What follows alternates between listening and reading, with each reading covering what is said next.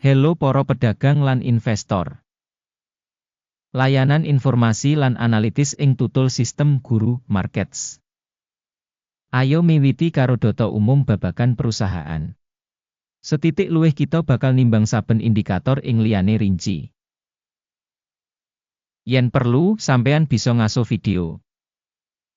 Disaranake ndeleng kabeh indikator perusahaan sing diteliti kanthi luwih rinci. Kita bakal nganalisa indikator kinerja perusahaan saiki karo sampean. Snowflake Inc ticker SNO.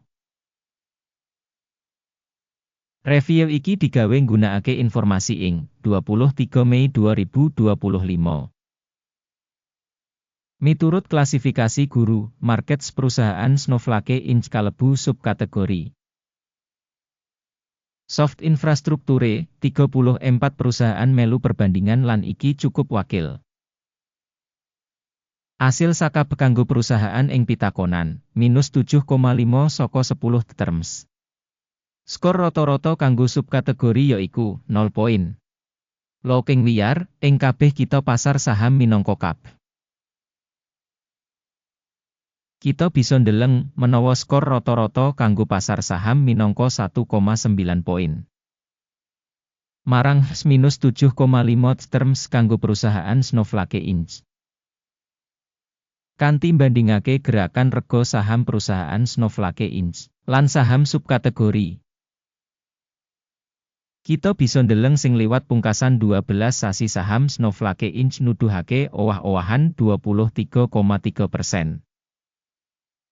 21,2% nglawan owah-owahan rega ing subkategori. Kapitalisasi pasar perusahaan Snowflake Inc gunggungipun 67,78 miliar dolar. Lan kapitalisasi pasar subkategori punika $1.7 miliar. Snowflake Inc akun kanggo 6,318% lan salah siji saka perusahaan medium ukuran ing subkategori. Regane buku perusahaan punika $2.97 miliar. Kanthi kapitalisasi subkategori $118 miliar. Snowflake Inc iku 2,511%. Bandingaken enggo bareng saka pasar lan nilai buku, kita waca ing ngisor iki. Saham dikuasani Snowflake Inc. ing subkategori ing kasus taksiran kapitalisasi pasar 6,318%. Kapitalisasi nilai buku yaiku 2,511%. Sing 60% kurang saka pangsa pasar. Evaluasi pangsa pasar perusahaan lan nilai buku ing subkategori, minus 1 poin. Perusahaan ing analisis duwe utang $3.325 miliar. Kewajiban finansial kanggo kapitalisasi buku nganti 112% saka ibu kutha perusahaan.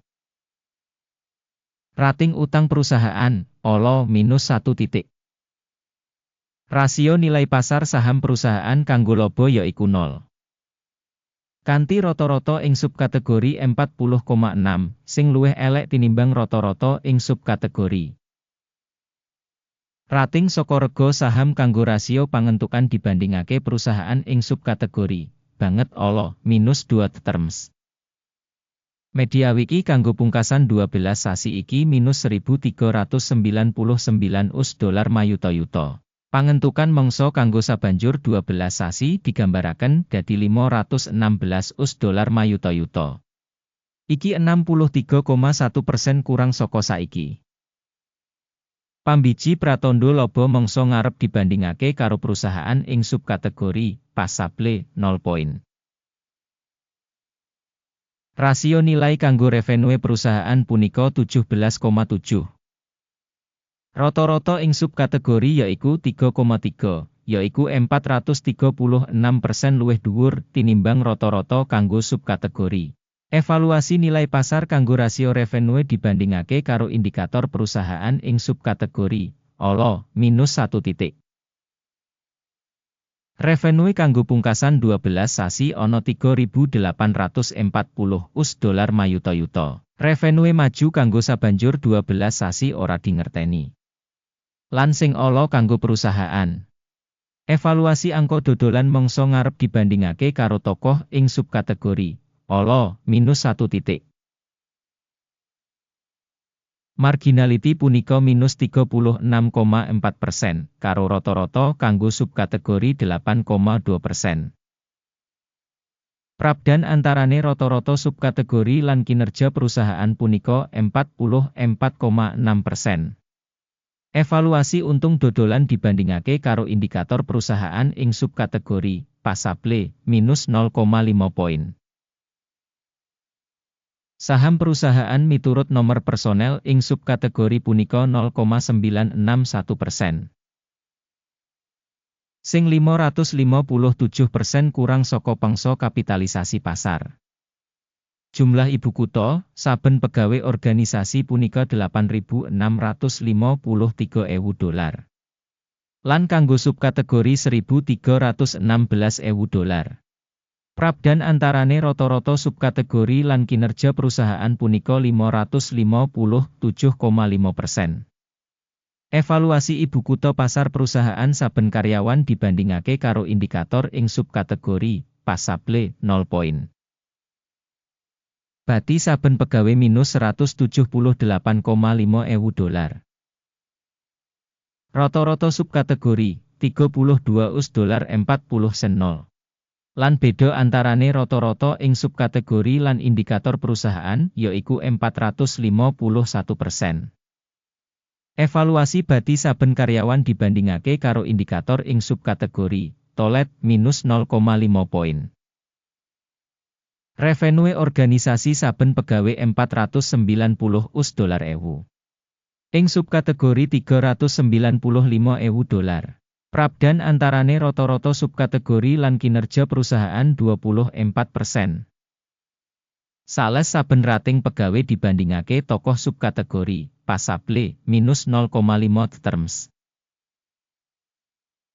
Enggo bareng kanggo advertisement akun kanggo 3%, karo rata-rata kanggo subkategori 3,2%. Iki minangka indikator saka remet cendak bisa.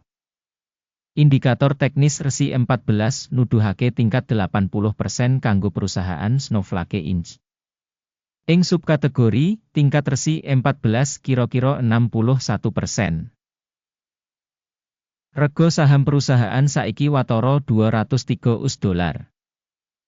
Perkiraan rega konsensus kanggo saham perusahaan sekitar $219.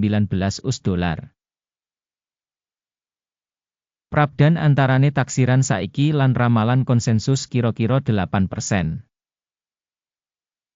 Ayo kang katon ing tabel pesenan sing kasedhiya kanggo sampeyan, link ing komentar pinet. Tabel pesenan ngemot kabeh pancasan ditampa umum digawe mangsa iki dening sistem referensi HAFS, Guru Markets. Akses menyang meja pesenan pancen free lan buka, link ing komentar pinet. Minangka asil saka rega saham perusahaan Snowflake Inc.